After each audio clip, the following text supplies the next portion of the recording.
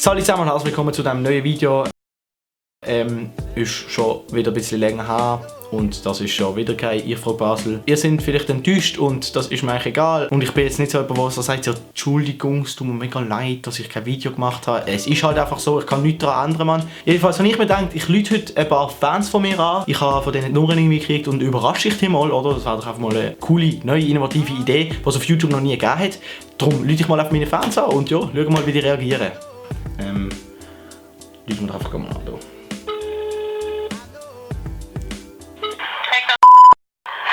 Hallo, wer ist da? Hallo? Wer ist da? Hier ist McDonald's Badischer Platz. Ja.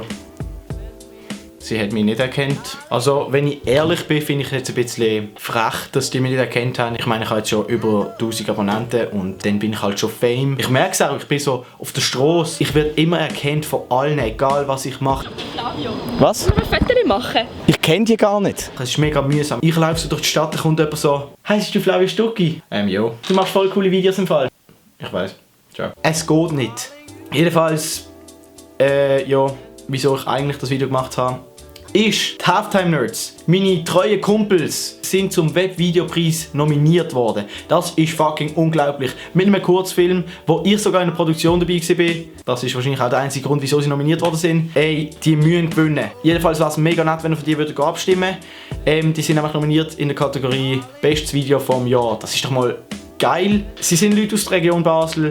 Muss ich unterstützen, sorry Ella. Helfen denen doch, dass sie den Webvideopreis gewinnen, es wäre mega cool. Der Link zum Voting ist unten in der Videobeschreibung, dann klickt ihr da drauf, müsst irgendwie E-Mail-Adressen angeben, bla bla bla. Und ja, dann wäre es mega geil, wenn die wieder gewinnen.